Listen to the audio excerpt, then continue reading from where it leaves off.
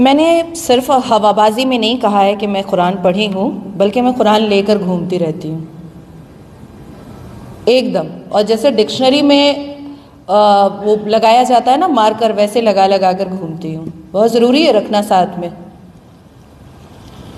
मस्जिदों में आज से नहीं, पिछले 77 साल से हिंदुओं को ये बताया गया है कि आपका भगवान कोई है ही नहीं।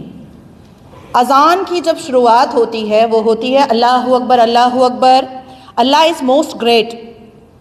उसके बाद फिर होता है 2 बार अशहदु अन ला इलाहा, जिसको हम शहादा कहते हैं, अशहदु अन ला इलाहा अशहदु अन ला इलाहा अशहदु अन ला इलाहा।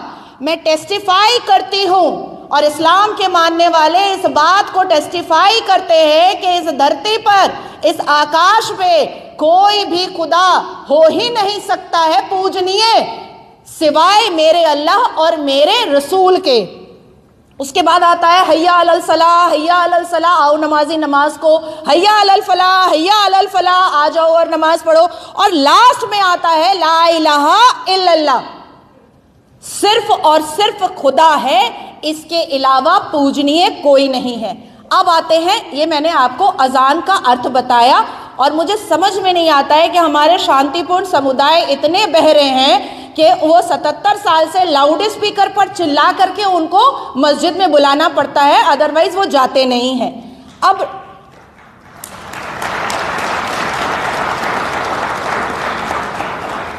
अब आते हैं नमाज में। नमाज तो ये वजाहत करता है कि हिंदुओं को काफिर बोलो। नमाज तो ये सिखाता है कि हिंदुओं को चेतावनी दो, बुत परस्तों को चेतावनी दो और काफिरों को समझाओ। बल्कि आप काफिरों के लिए सिर्फ एक मैं ही जन्नत जाऊंगी भैया, यहां पर जितने लोग बैठे हैं, और मेरा भी नुकसान है जन्नत जाकर के, मुझे कोई 72 वर्जे नूर नहीं मिलने वाली, क्योंकि मैं लड़की हूं और लेस्बियन भी नहीं हूं, एकदम स्ट्रेट हूं। तो कुरान के नमाज में 4 खुल जो होते हैं वो हमें 5 वक्त नमाज में पढ़ना पड़ता है। और पूरे साल जो 365 दिन हम नमाज पढ़ते हैं 1825 बार, उसमें हम सूरे काफिरून को, खुल काफिरून को पढ़ते हैं, जिसका अर्थ भी बताऊंगी और अरबी भी बताऊंगी। खुल या अय्युहल काफिरून ला अबुदो माता बुदून वला अंतुम आबिदूना माबूद लकुम दीनकुम वलियदीन। ए मजहब के मानने वालों, कह दो काफिरों को कि तुम जिसको पूजते हो मैं उसकी इबादत नहीं करता, और मैं जिसकी इबादत करता हूं उसको तुम नहीं पूजते हो। तो गोया काफिरों को ये संदेश दो कि तुम मेरे कभी नहीं हो सकते और मैं तुम्हारा कभी नहीं हो सकता। तो ये तो 5 बार और 1824 बार नमाज के द्वारा हमें रटाया जाता है, समझाया जाता है, बुझाया जाता है और कहलाया जाता है। लेकिन आप 1825 बार, लेकिन आप अगर नहीं खोल रहे अपनी आंखें तो ये आपका प्रॉब्लम है, ये हमारा प्रॉब्लम तो है नहीं। आपको समझाते समझाते तो अटैक करके कभी पैर तोड़वा लेती हूँ मैं, कभी हाथ तोड़वा लेती हूँ, कभी माथा फोड़वा लेती हूँ मैं, और बाद में ये भी अफवाह उड़ जाती है कि 5 शादी नाजिया करके रखी है और उसमें हिंदू भी है, भैया पकड़ के लाओ वो हिंदू को। अब उसके बाद फिर आती है बात कि मदरसे में क्या समझाया जाता है। मदरसे में जिस हिसाब से आतंकी शिक्षा दी जाती है, मदरसे में कुरान की 26 वो आयतें जो हिंदुओं के खिलाफ इतनी ज्यादा भयंकर और भयानक है, उसको अगर आप अर्थ के साथ पढ़ेंगे तो मुझे लगता है कि आप भाईचारा भूल जाएंगे और आपको समझ में आ जाएगा कि 77 साल से आपके ये भाई नहीं थे और 1450 साल से आपको सिर्फ काटने, मारने, लूटने और फाड़ने की कोशिश में ही लगे हुए थे। कुरान इस बात की वजाहत करता है, कुरान इस बात को कई आयतों में बताता है, कई सूरतों में बताता है, कई वर्सेस में बताता है कि काफिर की गुंजाइश इस जमीन पर नहीं है। काफिर इस जमीन पर, इस धरती पर, इस सरजमीन पर नहीं रह सकता है।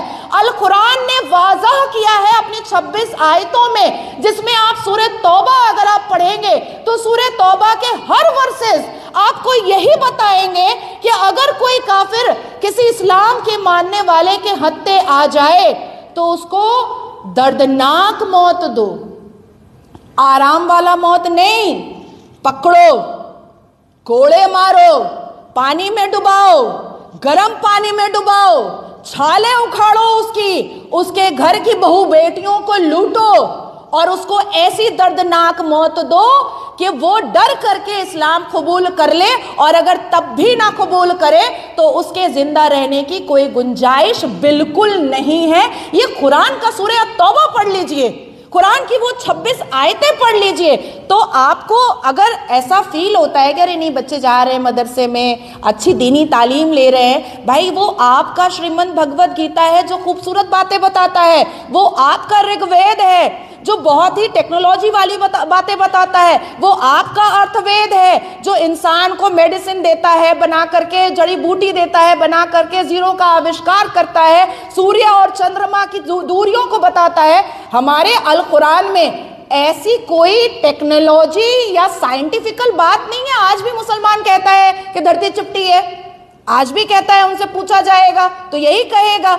तो मुझे एकदम क्रिस्टल क्लियर है, क्योंकि मैंने अपनी जिंदगी का चंद साल उर्दू स्कूल में भी पढ़ा है। हमारे स्कूल के अंदर हमें बताया जाता था प्रसाद हराम है, प्रसाद खाना हराम है। हमारे घर के आस पड़ोस में, क्योंकि मैं मुस्लिम कम्युनिटी में रही हूं, अब जाकर के मैं अपना जीवन बचाने के लिए हिंदुओं के भीड़ में रहती हूं, अपनी इज्जत आबरू बचाने के लिए हिंदुओं के भीड़ में रहती हूं, लेकिन मेरी जिंदगी का 25 साल गुजरा मुसलमानों के भीड़ में, जहां पर मैंने कभी भी हिंदुओं के पक्ष में कोई तारीफ नहीं सुनी, बल्कि हिंदुओं के पक्ष में नफरत और सिर्फ नफरत देखा। मुझे याद है मैं क्लास 8 में थी और मेरी ट्यूशन में एक हिंदू फ्रेंड थी, डिम्पी नाम था उसका। मैं उसके साथ राम मंदिर चले जाया करती थी जो ग्रीश पार्क के पास है। वहां से जब मैं पेड़ा और